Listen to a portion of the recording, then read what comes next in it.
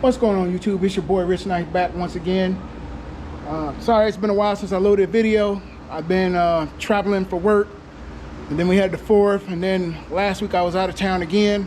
So we're back in the shop today. We're working on Megatron. As you saw at the top of the video, our TPMS sensors are not working. So basically what happened is, for that road trip, we went and we took our factory tires and we put those back on, and we took our 24s off just because I knew I was going to do about 2,000 miles, and I didn't want to put all those miles on these wheels. And with you never know what you might run over or hit on the highway, so I wanted to be better safe than sorry. So what we have to try to fix our issue is this thing called Autel, and basically it's a TPMS diagnostic and service tool. So this is the TS508.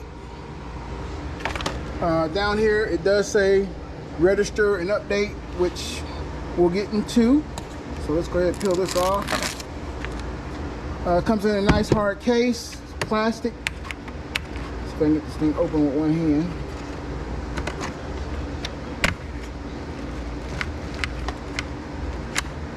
Come on. There we go. So inside the case, you have your OBD2 port connections. Here, you have some instructions. You have your cable so you can hook it to your computer, also so you can charge it. And you have a charging plug. And you have, it looks like a magnet that you would stick on your tire to help program it. So the tool itself, which I've already charged,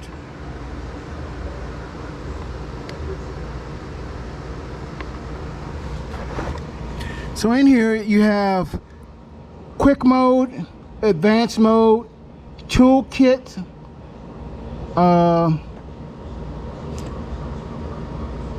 latest test, review data, and my device.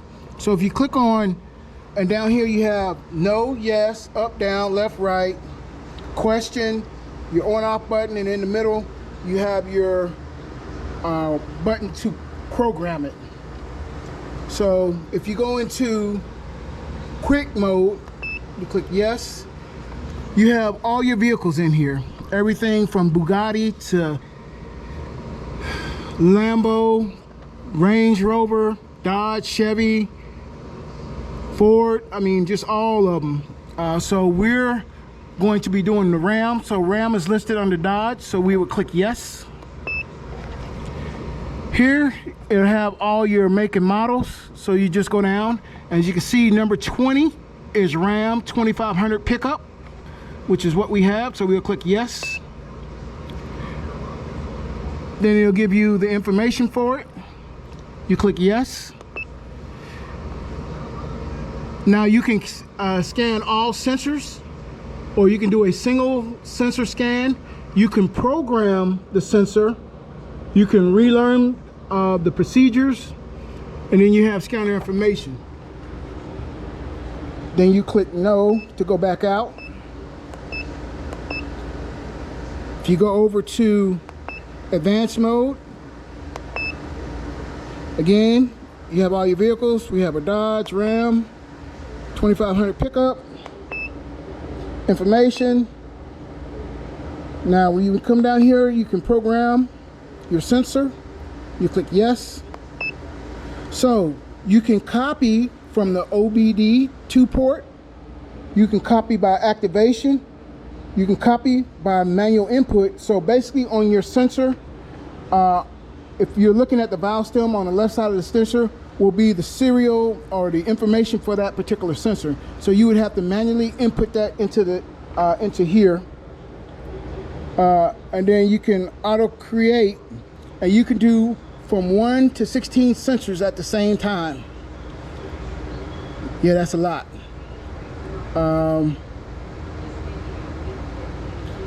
And I believe copy by activation is it'll copy the OEM. So your factory sensors, you can copy that to these. One thing I did not do before we went on our trip, because I didn't have the tool at the time and I didn't have time to take it anywhere to have it done, is activate the sensors. I had them put in the tires, but I never had them activated, and I didn't know it until afterwards. So in order to activate these Autel sensors, and this is the only tool you can use with them, you have to take your tire pressure down below 10 psi in order to activate this. So we'll go back out and we'll get into that in a minute. So for your toolkit, come over here. It just has RKE and RF monitor. Go down here to latest. And basically it just goes through the same process. So without further ado, let's set this down. So to update your tool, what you have to do is you have to come to the Autel website right here. We clicked on support, and once you click on support, you'll have downloads right here. Click downloads and it'll bring up this page right here. I clicked on this first one right here. This is for more of a OBD2 port. The second one, we don't have this one. This one is for a Mac version. And this one down here is the Spanish or Espanol version. And we don't have this one. So we click this one. It'll download, and then it'll be a zip file. Once you download it, come on. The zip file will look like that right there. Once you double click it, it'll have setup. You'll set it up. Once you set it up and it installs everything, the icon will look like this right here. So when we click that, it'll say yes. It's searching for the tool. We have a tool plugged in. And then this is where I'll ask you for the updates and registration and all that good stuff. So let's get this thing updated. All right, once you plug your tool in, it'll ask you to register it, and it'll also ask you to receive updates and that kind of stuff. You don't have to, but it's probably in your best interest to do that. That way you stay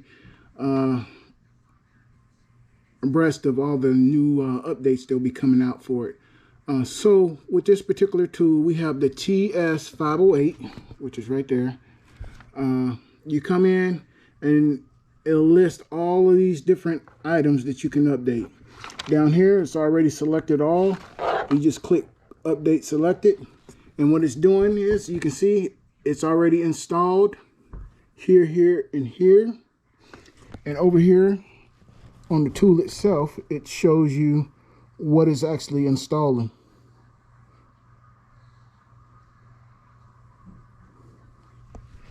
So we'll let it do its thing, and we'll come back after it's done.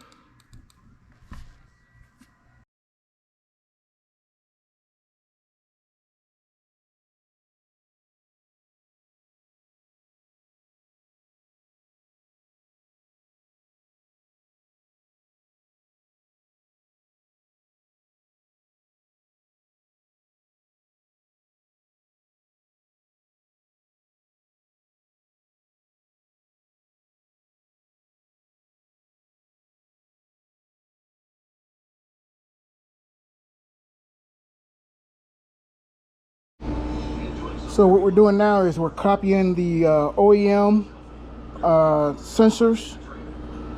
So basically, as you can see, I copied all the other three. We're doing this last one, so we're going to hit the Wi-Fi button. The valve stem is located right here. So we're going to put our tool right next to the valve stem, click our button.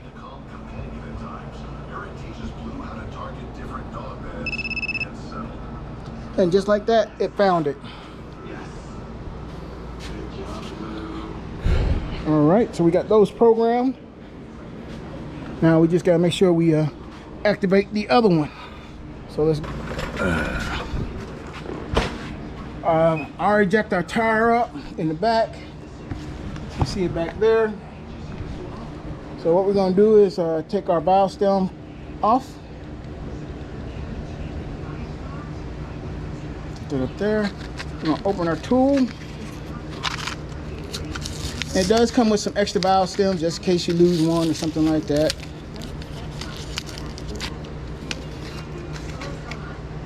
So you should be able to stick this in here like this.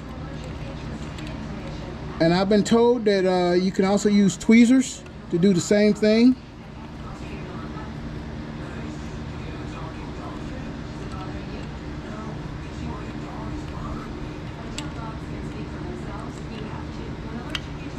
There we go.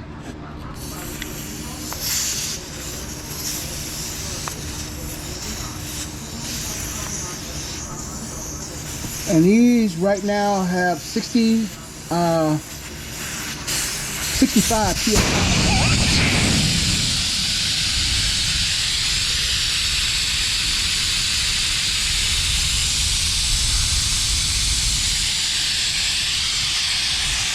Sorry about that. So we'll let this.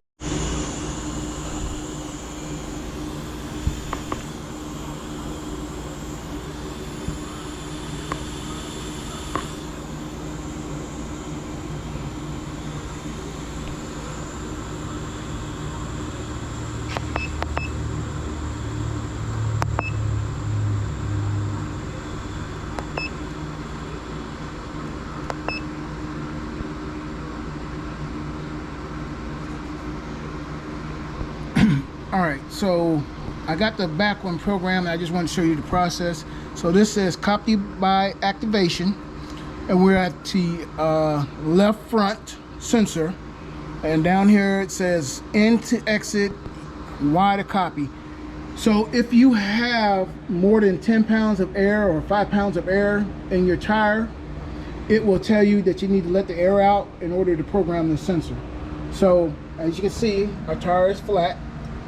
I'm going to put yes, and now it says programming source within 10 centimeters of the other sensor. All right, I finally got it to work. So it's below 10 psi. I hit yes to copy, and you can see it's activating the sensor.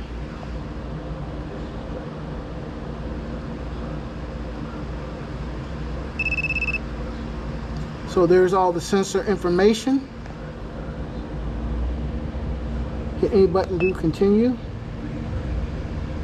And it's going to copy it now. As you can see, it's copied. And you see a little sensor right there for the left front. So I will do that for all the rest of them. And then we'll go into the relearn procedures.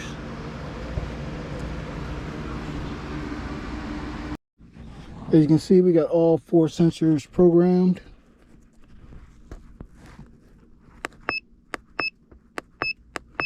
So now we're going to exit.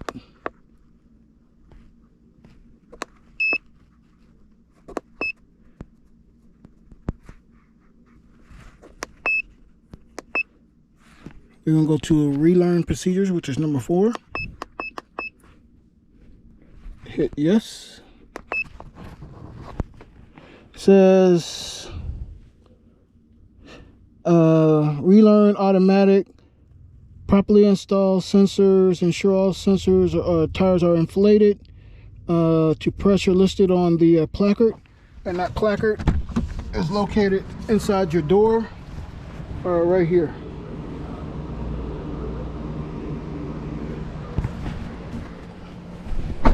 Then it says basically park for 20 minutes.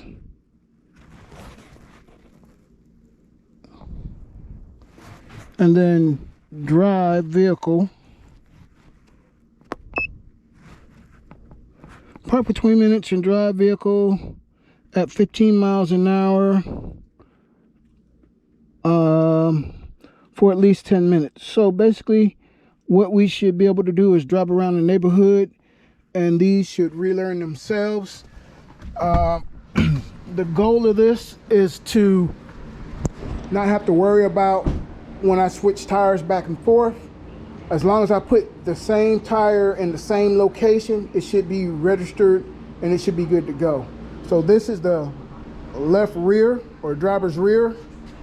That'll be the driver's rear. And when I take these off, I will mark them with a paint marker so I know exactly where they go when I put them back on. If that makes sense. So it is 11:16, so around 11:35 we'll come back. All right, YouTube. It's been about 20 minutes, so we're gonna start out the drive.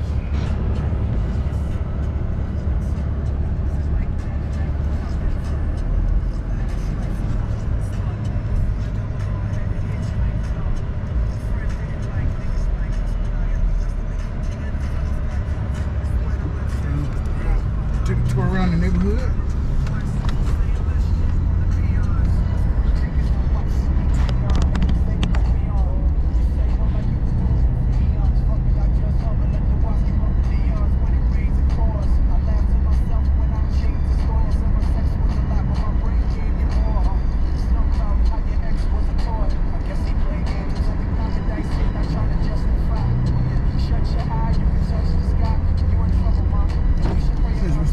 Between 16 and 64 miles an hour for 10 minutes. Oh, better turn that off before I get copyrighted. So it says 16 to 64 miles per hour for 10 minutes. So I figure if we take a nice little ride around the neighborhood, that will put us in that time frame. Don't worry, I won't make you sit here for 10 minutes and watch this. So I'll time lapse it and speed it up. But as you can see, 2 of them already popped in.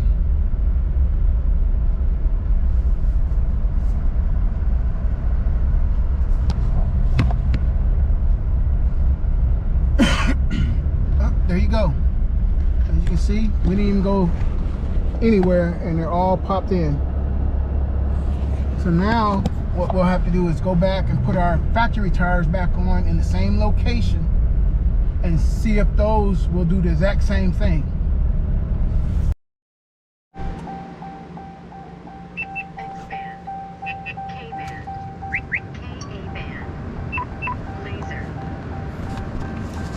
All right, now that we have our factory wheels done,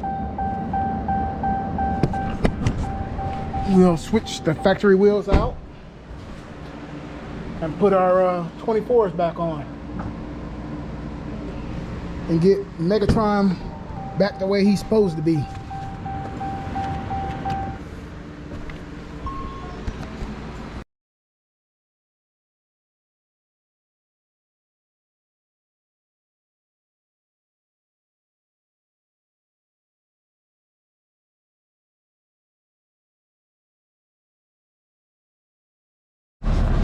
All right, as you can see, with the big 24s, they changed. We're at 62 on the right front or left front, 66 on the right front, 65 on both the left and right rear. So it did work. It did what it's supposed to do. The only thing that will mess this up is when they rotate these tires and put the sensors in a different location. But we'll see.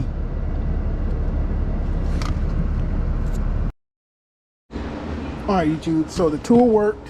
As you can see, the tire pressure changed. So if anybody that's near me has the Autel Autel Max 1 sensors and you need them reprogrammed or programmed, just hit me up and I'll help you out. If you have aftermarket wheels and you want to put sensors in them, and you buy the Autel, excuse me, I can also help you out. I bought this tool off of Amazon. The sensors I bought off Amazon. So I think I got smudge on here. Sorry about that. Yeah, there we go. The sensors I bought on Amazon also. They did come with a tool, but the tool was for a GM product. And basically, you put it in learn mode. You start at the driver's front left. You press the button, and the GMC will beep. So if anybody has one of those and don't have a tool, hit me up if you're local, and I'll help you out. As always, everything that I've done, I'll link in the description. Till we get back to the next one, I think we'll be working on Flash. I think we got to fix his roof. So once again, hit the like button, subscribe, hit the bell. On to the next one.